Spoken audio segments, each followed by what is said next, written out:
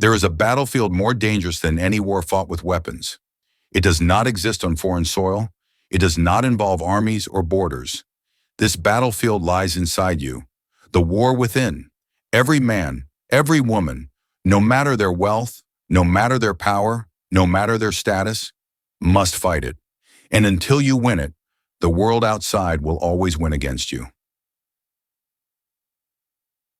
The greatest leaders, the greatest inventors, the greatest visionaries in history all knew this truth. Alexander could not conquer nations until he first conquered his own impatience. Lincoln could not hold a divided country together until he learned to master his own grief. Edison could not light the world until he silenced the voice inside that told him to quit after 1,000 failures. The order has never changed. First the inner victory, then the outer triumph. The man who cannot command his own thoughts will never command an army.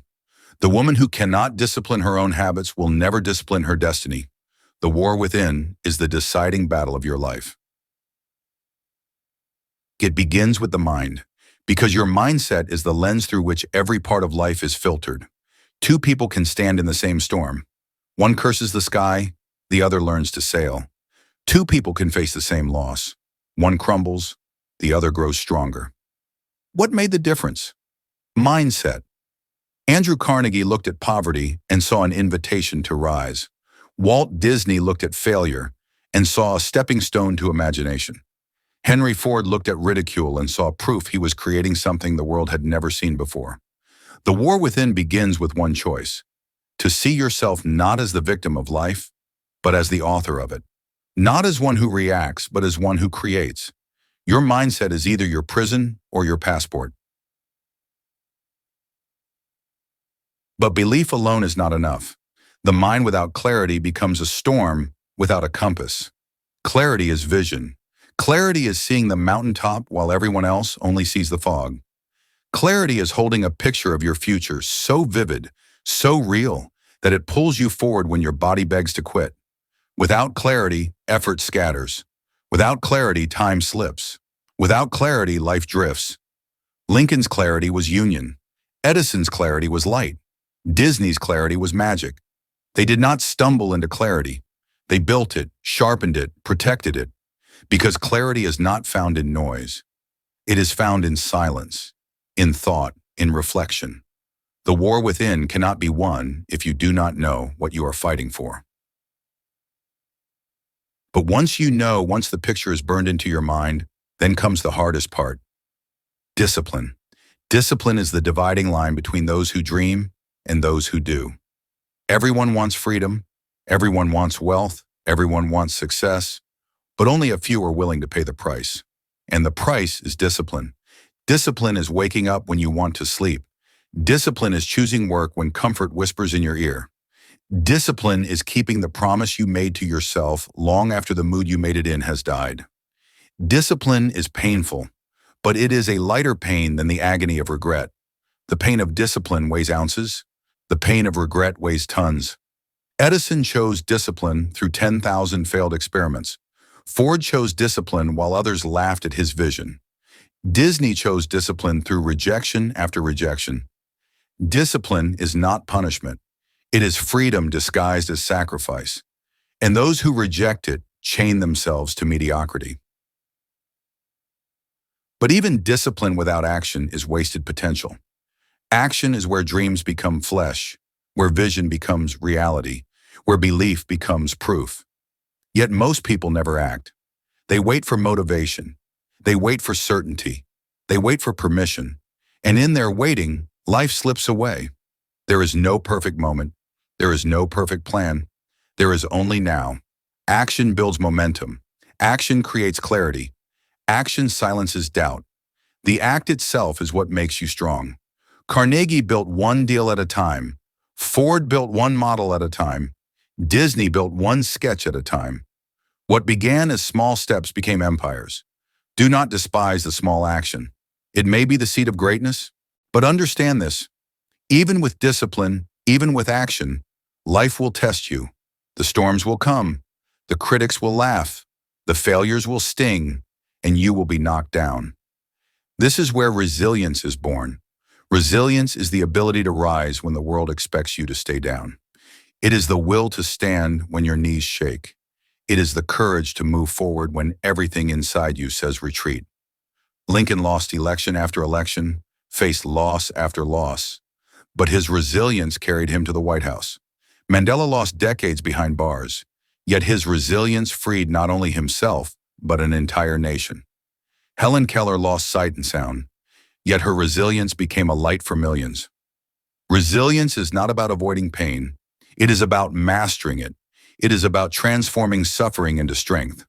The war within cannot be won without resilience, because life will not hand you victory.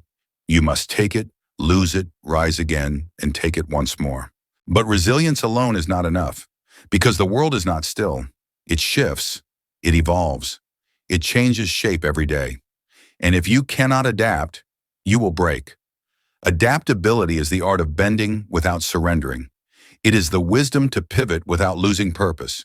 It is the courage to change without abandoning your core. Look at nature.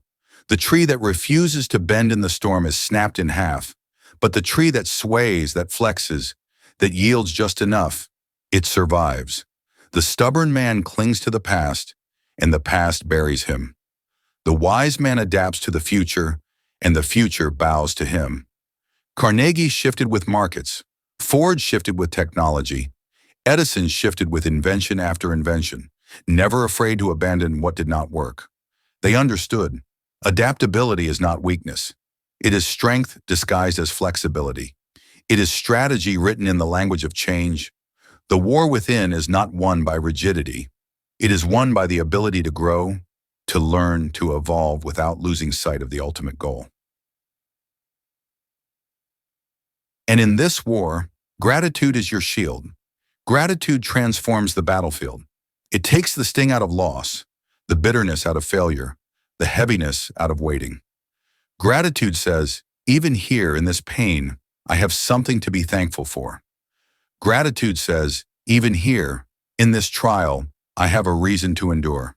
Without gratitude, victory tastes empty. Without gratitude, wealth feels hollow. Without gratitude, success becomes slavery.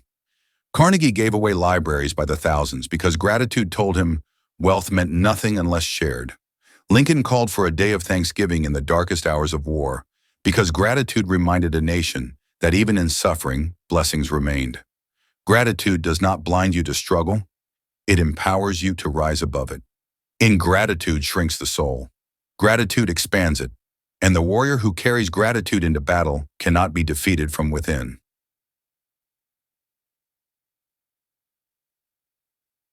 But gratitude opens the door to something even greater.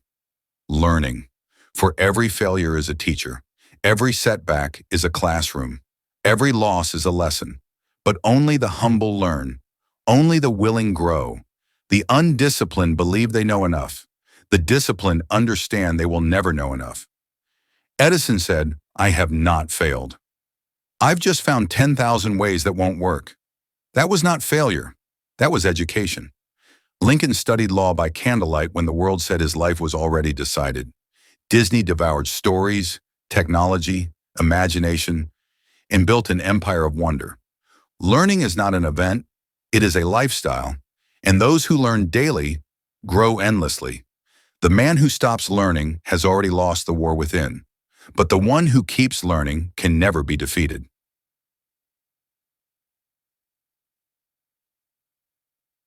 And what then is the purpose of this war? Why fight within if not for freedom, if not for wealth, if not for success?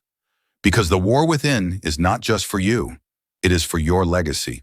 Legacy is the echo of your discipline, the shadow of your resilience, the proof of your vision, the mark your life leaves on generations you will never meet. Carnegie's steel built cities, but his legacy was the libraries that built minds. Edison's inventions lit homes, but his legacy was the persistence that lit imaginations. Lincoln preserved a nation, but his legacy was the principle that freedom is worth sacrifice. Legacy is not what you achieve. Legacy is what you give. It is the evidence that you did not waste the war within. You won it. And because you won it, the world outside was changed forever. So the question stands before you. What story will they tell about you? Will they say you chose comfort and let your gift rot inside you? Will they say you let fear win and died with your potential still buried? Or will they say you fought, endured, adapted, gave thanks, learned, and left a mark that could never be erased? The war within is not a curse. It is a calling. It is life's way of asking you, are you worthy of what you seek? It is life's way of forging you into someone capable of carrying the weight of greatness. The doubts, the fears, the failures, they are not here to stop you. They are here to shape you, to chisel away the weakness, to burn away the excuses, to harden the steel inside you. So rise, fight, adapt, give thanks, learn, build, conquer. Because when you win the war within, no storm, no critic, no failure, no power. And so we arrive at the truth few are willing to face. The enemy you fear the most is not outside of you. It is not your competition. It is not the doubters. It is not the critics who laugh at your dreams. The enemy you fear the most is the version of you that never tried, the version that folded when it got hard, the version that chose comfort over courage, the version that silenced its own potential before the world ever had a chance to hear it. That is the ghost you must defeat. That is the shadow you must conquer. That is the war within. Every day a battle takes place between the voice that says, stay safe, and the voice that says, go further. Between the urge to shrink and the urge to expand. Between weakness and strength. Between ordinary and extraordinary.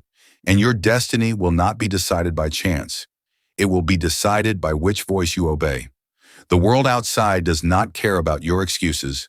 It does not pause for your comfort. It will only respond to your power. History remembers not the comfortable, but the courageous, not the cautious, but the committed, not the ones who avoided the fight, but the ones who stood inside it and overcame. Alexander stood against empires. Lincoln stood against division. Edison stood against the darkness. Disney stood against the ordinary.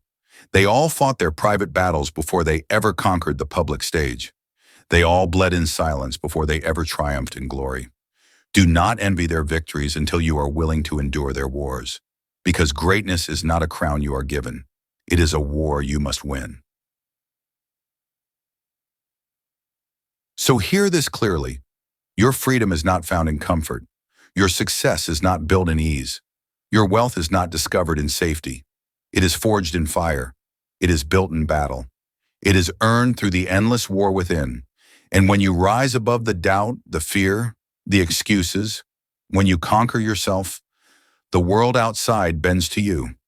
Doors open. Opportunities appear. People listen. Fortune follows discipline like a shadow. Success bows to the man who has mastered himself. That is the law. That is the truth. That is the power that has moved history from the beginning of time. So I ask you now, will you choose the fleeting comfort of the moment or the eternal strength of victory? Will you yield to the whispers of weakness or stand tall with the roar of discipline? Will you live as a prisoner of your own mind or as a conqueror of both your inner world and the world outside? The choice is yours. No one can make it for you. No one can fight this war but you. No one can carry the weight of your potential but you.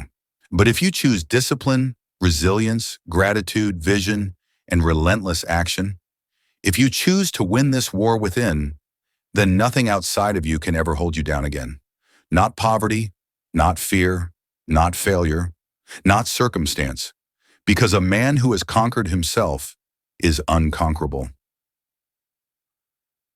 So rise, stand in the fire, fight the battle no one else sees, win the war within, and then step out into the world, not as a prisoner of fear, but as a commander of destiny. Win the war within, and the world outside is already yours.